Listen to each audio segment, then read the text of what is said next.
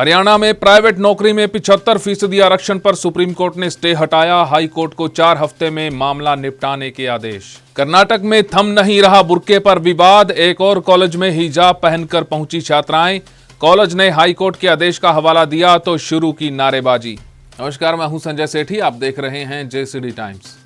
पंजाब और हरियाणा हाईकोर्ट की तरफ से हरियाणा में प्राइवेट सेक्टर की नौकरियों में 75% रिजर्वेशन पर लगाए गए स्टे को सुप्रीम कोर्ट ने हटा दिया है। सुप्रीम कोर्ट ने आज स्टे हटाते हुए हाईकोर्ट को 4 हफ्ते में इस मामले का निपटारा करने के आदेश दिए हैं।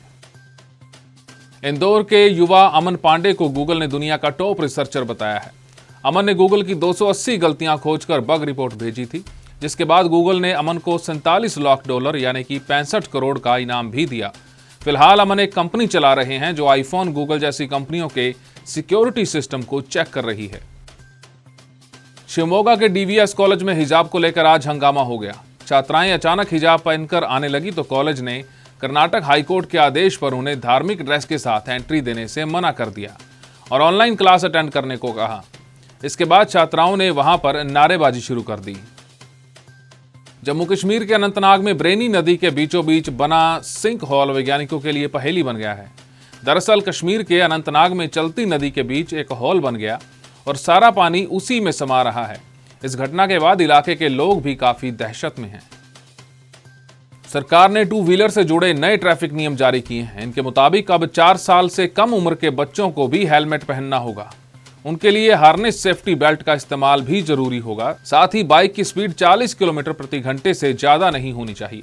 नियम तोड़ने पर 1000 रुपए जुर्माना और 3 महीने तक ड्राइविंग लाइसेंस सस्पेंड किया जा सकता है। यूक्रेन में फंसे भारतीय छात्रों की तरफ से फ्लाइट्स नहीं मिलने को लेकर की जा रही शिकायत के बाद भारत सरकार एक्टिव हो गई है।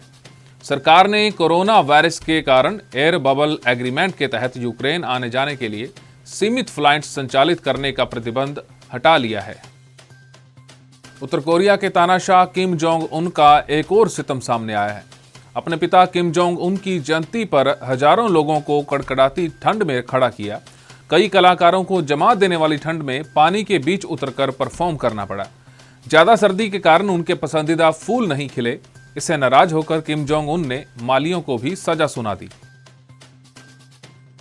अब बात आज के इतिहास की। दुनिया को स्टेथोस्कोप देने वाले साइंटिस्ट रेने लेन का आज ही के दिन जन्म हुआ था। 1781 में आज ही के दिन फ्रांस के पेरिस में रेने का जन्म हुआ। रेने अब 5 साल के थे तब उनकी मां गुजर गई। उन्होंने मेडिकल की पढ़ाई अपने अंकल की देखरेख में की, लेकिन बाद में उनके पिता ने उन्हें डॉक्टरी की पढ़ाई करने से मना कर दिया। 1799 में रेने ने दोबारा मेडिकल की पढ़ाई शुरू की। एक दिन हुआ ये कि रेने के पास एक महिला अपना इलाज कराने पहुंची। उस समय स्टेथोस्कोप नहीं हुआ करते थे, इसलिए डॉक्टर मरीज की छाती पर कान लगाकर ही उनकी धड़कन सुना करते थे। रेने को ये सब कुछ बहुत अजीब लगा। उन्होंने कागज को रोल किया और फिर महिला की धड़कन सुनी। यहीं से उन्हें स्टेथोस्कोप बनाने का आइडिया आया। रेने ने 1816 में स्टेथोस्कोप का आविष्कार किया। 1820 के दशक में रेने ने बनाए स्टेथोस्कोप का इस्तेमाल जर्मनी, फ्रांस, इटली और इंग्लैंड में होने लगा। हालांकि उस समय कुछ डॉक्टर ऐसे भी थे जो इसका मजाक उड़ाया करते थे। हमारे इस खास पेशकश में फिलहाल इतना ही। देश और दुनिया की तमाम खबरों के लिए आप देखते रहिए जेसीडी टाइम्स।